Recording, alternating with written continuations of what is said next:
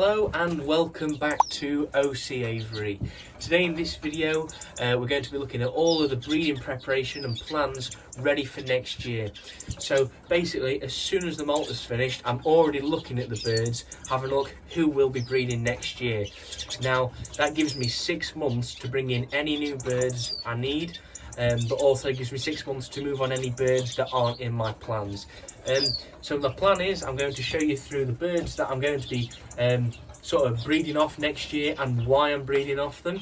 That's going to be the Redpolls, that's going to be the Siskins, and that's going to be the Greenfinches. Obviously you've already seen the hybrid pairs and the mule pairs, so they are pretty much indefinite now that they are going to be paired until even it might be paired for the rest of their lives, just for breeding. Obviously we have the mules as well, so I'm going to talk through the plan when it comes to the breeding season, what I'm going to do with them. And there obviously are a few areas with the canaries, and well, what else have I got? The crossbills have got to be paired up. The bullfinches are obviously as a set pair.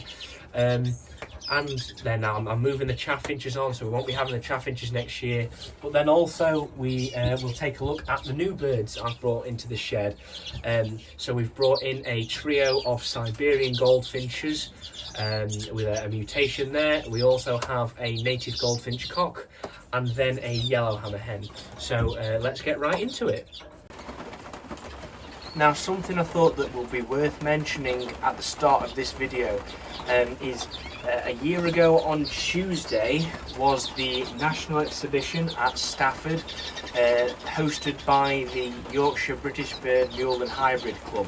And the bird you're seeing here is the bird I actually won Best Novice Current Year Bird Hardbill with. So this is actually a Cobalt Redpoll hen. And she's now a flighted bird, but last year I bred her and I took her to the exhibition and she did absolutely fantastic. She was in a class of, I believe it was 8, and was in the colour variant Redpoll section, I believe it was. It was either the colour variant section or actually the section specific for the Cobalt Redpolls, and she absolutely smashed it out of the park. Getting first place for me, not only in the class but then also getting me a special, which I'm very, very pleased with, especially considering that the national exhibition was my first ever show last year. So I just thought it would be something that might interest you guys, and just showing you the bird that I won the novice award with, a novice special. As you can see, that she's got some really nice markings on her. It's got some really good markings down the flanks and on the chest, as well as some darker wings and a good head as well to her. So if we just try and get her to move just slightly, there we are, just get her to turn around, there we are, just to really show herself to you. So yeah, I did breed her last year. It was a Cobalt cock single factor to a normal hen. These are lessers, and they did a great job and produced this absolutely stunning Cobalt Redpoll hen. So really pleased, and I thought I'd just give you guys a quick sort of a show of that bird specifically, and just tell you a bit about her past.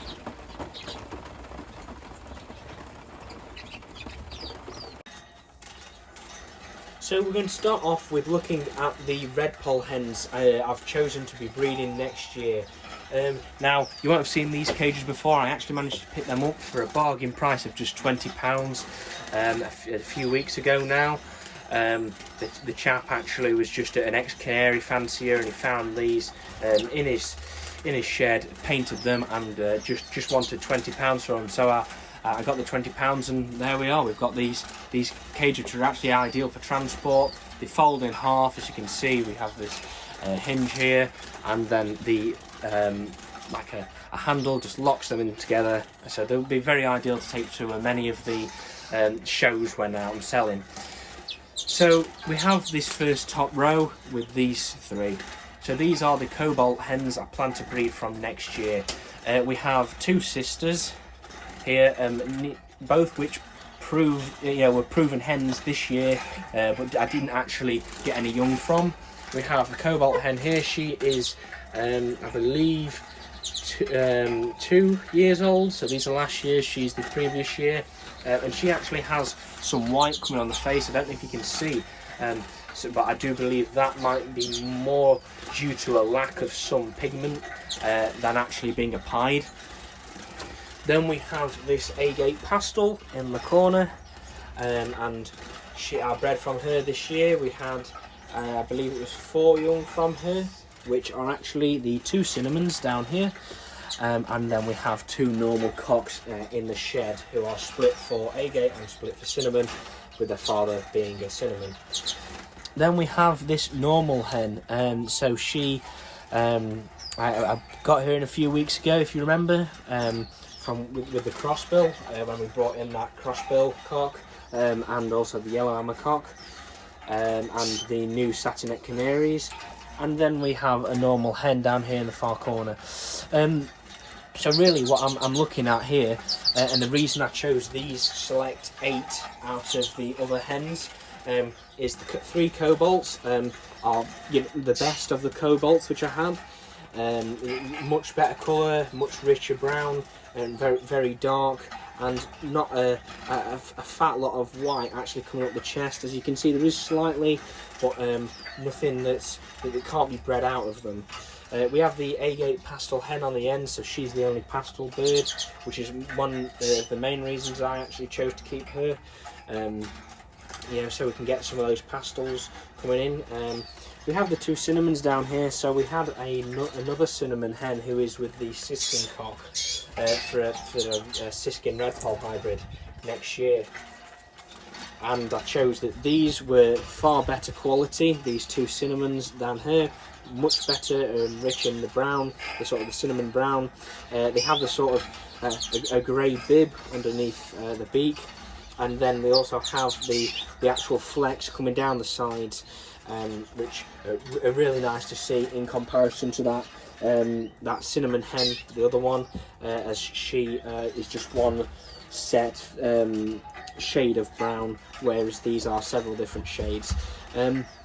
Also, something to note is this hen here is actually got very little white extending up onto the breast and up towards the chin compared to this hen. So she is the better of the 2 siblings, the 2 sisters there. But overall, they're both nice birds. Then we come to the normals. So we brought her in the other week, like I said before.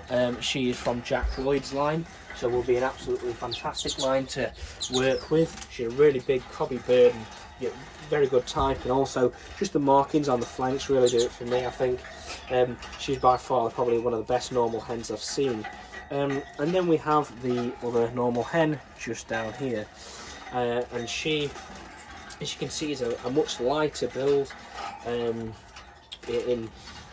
compared to the other normal, which is actually one of the reasons I did pick her, is because although she is a lighter build, it's keeping that lesser line pure, considering that the lessers are most definitely a smaller sort of what would you want to say, species of Redpoll, and it's keeping that actual type in there, considering what they are like naturally. So these are the hens, and I will give you a quick run through of which cockbirds I plan to pair with them. So to start with, we have this lesser cinnamon cockbird. So he is actually the father to the 2 cinnamons down here, and he was paired with the agate pastel here. So the plan is that he next year will be once again paired to the agate pastel hen, and hopefully again will produce some lovely cinnamons like we're seeing down here, and then the 2 normal sons who we're going to get to in a minute. So then I'm going to take you and show you this cobalt cockbird. So he is actually split for Isabel. So he produced 2 Isabel young this year. However, sadly they didn't survive. I believe that the parents actually stopped feeding the mother at least actually stopped feeding the chicks, which was very unfortunate, and we lost a cobalt chick from them and the 2 Isabels. However, next year, I believe I will be pairing him to the cobalt hen here in the corner.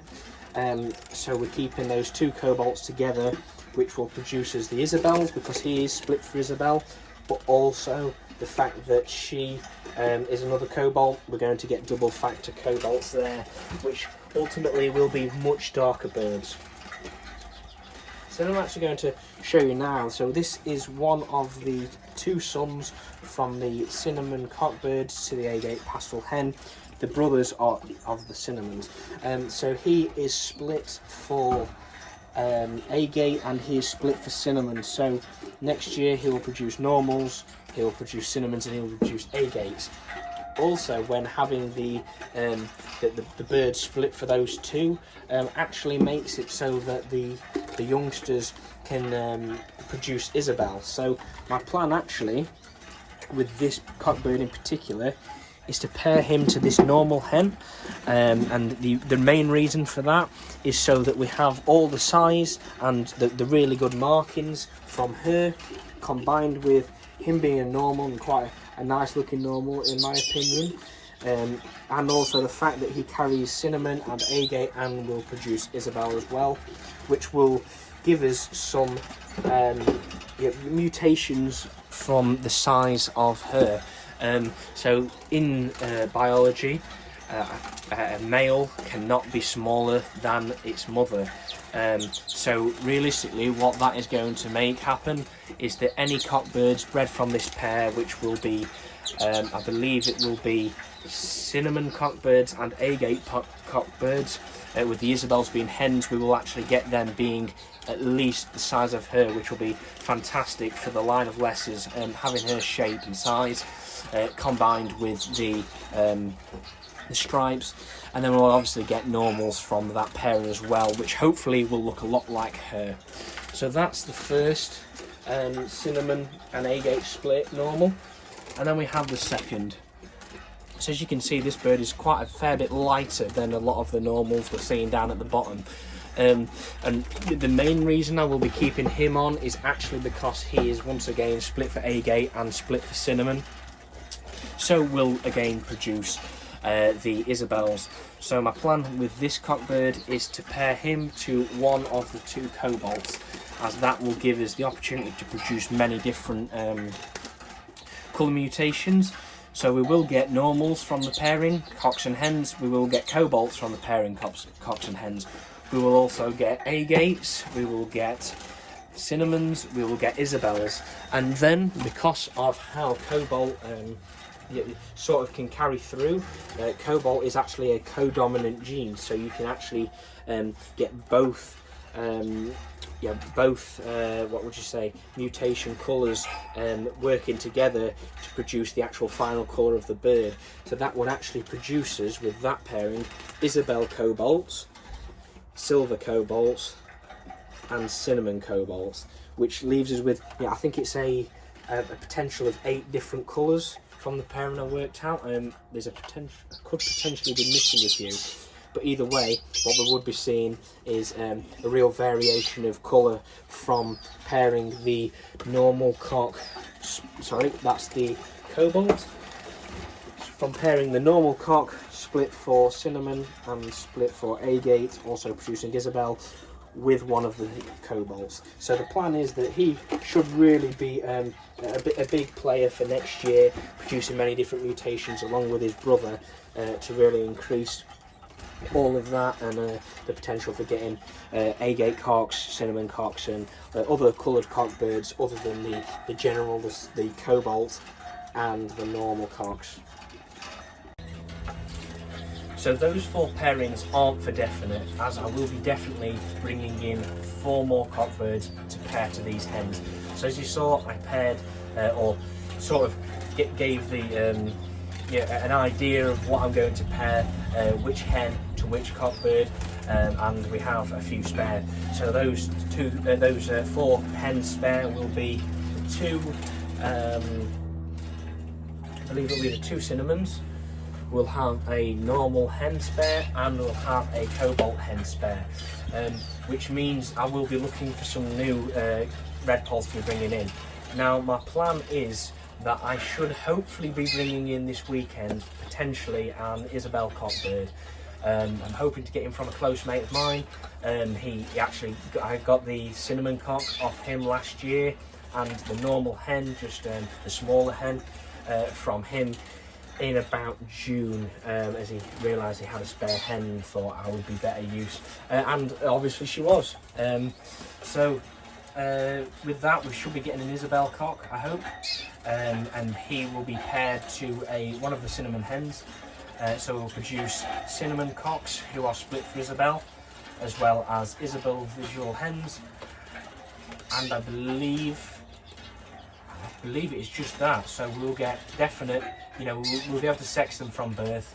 So any with the red eyes and the white fluff, would actually be Isabel's, and then we'd look at the darker ones, and they'll be cinnamon split for Isabel cocks. So that'll be fantastic. Then we have, we come and look at one of the cobalts. So my plan actually with the cobalts is hopefully to get another cobalt cock in, who will be, we try maybe a double factor cobalt with that. But if not, the cobalt will go to the smaller normal hen, and the plan with that is that we'll have, both normals and cobalts produced in cocks and hens next year. So that leaves us then looking at the other cinnamon and the other cobalt. So if I pair the cobalt split for Isabel cock I just showed you with her, then I don't want to be doing another double factor cobalt ideally, because I will be looking to put the double factors in the future with single factors, if not normals, because we don't want to decrease the size by putting two double factor cobalts together, which is obviously not great for exhibition.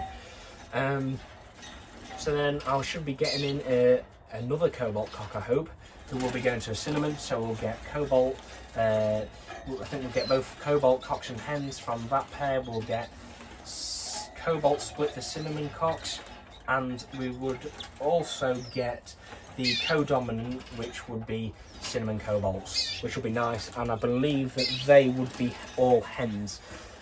Considering the way it's paired, but I might be wrong, so please correct me if I am in the comments below. And then we just have the other cobalt to look at. So the other cobalt hen. So the idea is there. I'm hoping to be putting a normal cock to her, but I might come across something else. Maybe a pied cock, or maybe even an agate cock, and we could do some silver cobalts there, as well as agate. I believe it would be agate hens, and then the cobalts would be cocks and hens from the pairing. So that is my plan for the Redpolls next year, and they will all be breeding in the small finch shed, in the PVC cages, as well as two of the sort of 3-foot wooden cages which I built. So now we're going to take a look at the Siskins. So we have the hen here, who I bred from this year, and these are her two daughters. Then we have the father of the two daughters, as well as the two Siskin cocks we have paired to the cinnamon Redpoll hen and the Norwich hen. So my plan is that this is the mother hen, who I've mothered the others, and this is the father, so I'm going to keep them as a pair, considering that they are unrelated, or at least distantly unrelated. Then we have the best hen of the two produced this year. So she will be going to my other Siskin cock, and I actually used that Siskin cock this year in producing the two Siskin mules. Now he is, I believe, 2 or 3 years old. I did try to breed him last year, and sadly he did destroy the eggs of the hen 3 times running. So I'll be removing him from her as soon as she's on the eggs, if not has laid the first egg. So I will have to be mindful of that.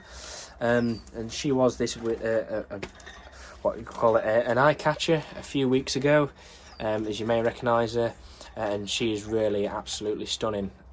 She's got quite a bit of white through the middle of her chest, which is a bit of a shame, but nothing that can't be fixed with pairings.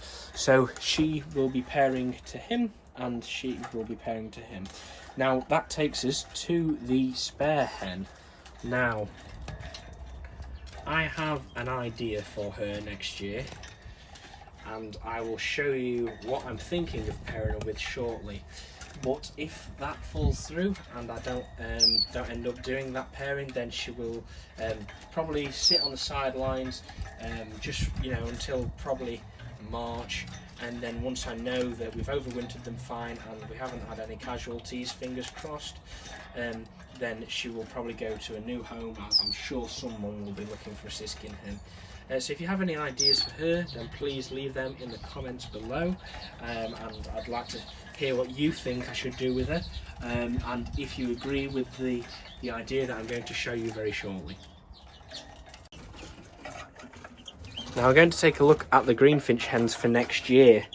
So these are the 5 options. So we have the normal hen here, and I bred her this year, which actually produced this hen and this hen. So these were the best 2 of all the youngsters, and the others, we have one actually with the canary, the Norwich cock, and then the other 3 are actually at now at an aviary, a breeder in Wales. As I moved on, the 3 that weren't fitting my requirements at least. So this is the other hen, bred from her, as well as that one. Then we have the agate hen here. So she's quite a nice bird, I do like her. And then we have the pied hen, who we bred this year from the silver cock bird, who I didn't know was split for pied until this came out. And I thought this was actually a 5 cock who had mated with the Greenfinch hen to produce a variegated mule, and it turns out that the cock is actually split for pied, and that is a full pied Greenfinch.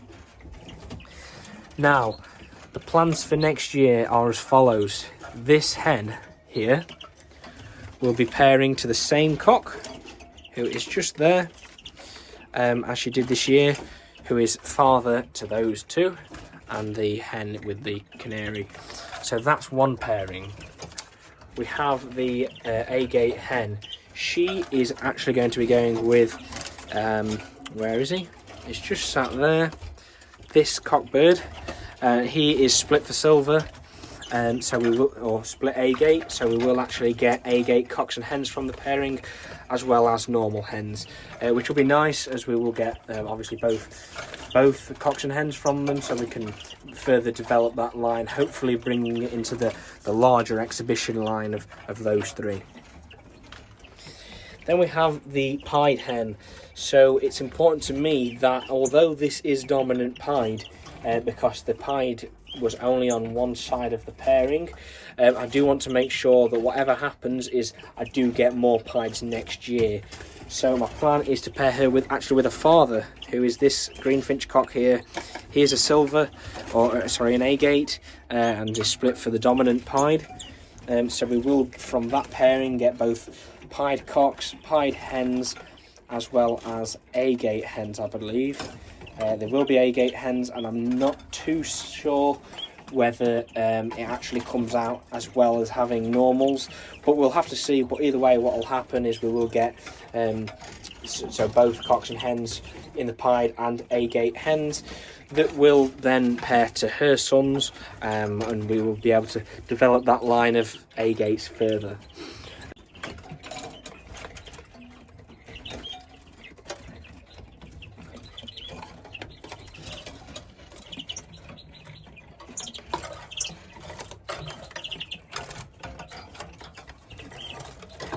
Now you may be asking, what am I doing with the other 2 hens? So we have the 2 young hens that I actually bred this year from her and the other cock bird.